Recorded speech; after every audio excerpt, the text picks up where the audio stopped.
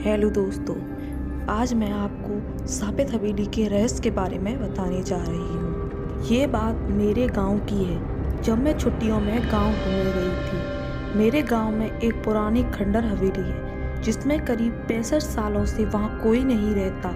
ये बात मुझे मेरे गांव के दोस्तों ने बताई। जब ये बात मुझे पता चली तो मेरा मन करने लगा कि मैं एक बार उस हवेली को देखूं।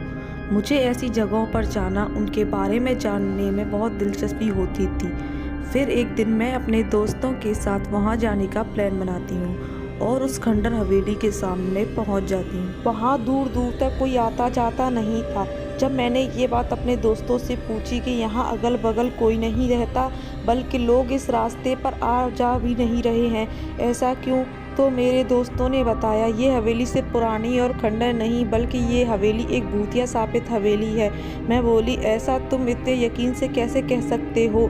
तो मेरे दोस्तों ने कहा, यहाँ पूरे गांव का यही मानना है कि इसके बारे में एक बहुत पुरानी और सच्ची घटना प्रसिद्ध है। मेरे मन में इसके बारे में जानने का ख्याल और बढ़ने लगा। मैंने पूछा, क्या है इसके पीछे की कहानी? तब उनमें से एक दोस्त ने मुझे बताना शुरू किया। आज से करीब 65 साल पहले इस हवेली के मालिक बहुत बड़े जमींदार हुआ करते थे। उनकी पत्नी भी थी जो बहुत सुंदर थी। उनका नाम सुलेखा था।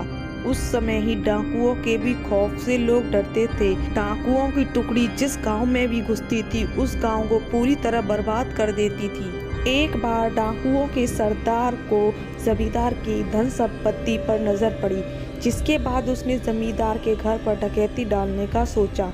इस पर सभी डाकुओं ने हाँ कर दिया। फिर एक दिन वो हो गया जो कभी जमींदार ने सोचा नहीं होगा। डाकुओं ने एक दिन जमींदार के हवेली पर रात में डकैती मार दी। जमींदार ने भी अपनी सुरक्षा के लिए पहले से ही कुछ सिपाही और नौकर रख रखे थे, जो डाकुओं के हवेली पर आने पर उनसे लड़ पड़े। क्योंकि जमींदार के सिपाही और नौकर बहुत ही कम और साधारण हथियार के साथ थे, वहीं डाकुओं की संख्या बहुत ज़्यादा थी और अच्छे हथियार के साथ थे, जिसकी वजह से जमींदार के सिपाहियों और नौकरों को कुछ देर में ही मार डाला। ये सब जमींदार देखने के बाद सोचा, इससे पहले कि डाकू हवेली का दरवाज़ा तोड़कर अंदर घुस जाएं, उसे अपनी पत्नी और खजाने को छुपा देना चाहिए। फिर उसने उस खजाने को एक हवेली में ही किसी खुफिया जगह पर छुपा दिया और अपनी पत्नी को एक कमरे के अंदर एक और खुफिया कमरे में छुपा दिया और बाहर से कमरा बंद कर दिया। इसके बाद कुछ ही देर में डाकू हवेली का दरवाजा तोड़कर अंदर घुस गए, जिसमें जमींदार की मौत डाकुओं के हाथों हो गई। पर जमींदार मरते मर गया, लेकिन अपने खजाने का पता उन डाकुओं को नहीं बताया। डाकुओं ने खजाने को बहुत खोजा पर वो नहीं मिला। फिर डाकू वहां से हवेली के कीमती सामान को लेकर वहां से चले गए। पर जमींदार की पत्नी, जो एक खुफिया कमरे में बंद थी, उसका पता किसी को नहीं था।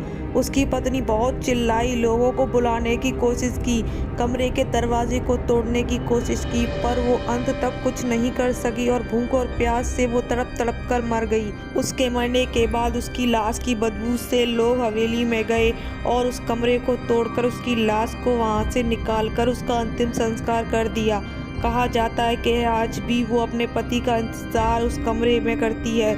उसका पति कभी तो आएगा और उसे उस कमरे से आज़ाद करेगा, और आज भी उसे उसकी हवेली में घुसपैठी या उसके बिना इजाज़त के अंदर आने वाले को वो सजा देती है। मैंने अपने दोस्तों से यह कहानी सुनकर उन पर विश्वास नहीं किया। मैंने पूछा, क्या यार तुम लोग भी ना कब की बात आज तक लेकर बैठे हो? इसका कोई सबूत है तुम लोगों के पास? तो उन लोगों ने बोला, कुछ लोगों ने उस हवेली में जाने की कोशिश की और वहां रुकने की गलती की थी, जो आज तक इस सदमे को भूल नहीं पाए हैं। मैंने पूछा, ऐसा क्या हुआ था उन लोगों के साथ इस हवेली में? तब दोस्तों ने मुझे बताया, एक बार एक अपराधी जेल से भाग जाता है और इस हवेली में आकर छुप जाता है। उसके बाद कुछ नहीं जानता कि उस हवेली में उसके साथ क्या हुआ था। बस दूसरे दिन उस अपराधी की लाश उस हवेली में मिली। ये सब बातें सुनकर मेरी हिम्मत नहीं हुई उस हवेली के अंदर जाने की, इसलिए हम लोग वहाँ से घर चले गए और दोबारा फिर कभी उस हवेली को देखने नहीं गए। दोस्तों, अगर आपको हमारी कहानी पसंद आई हो तो हमारे चैनल को सब्सक्राइब करें। धन्यवाद।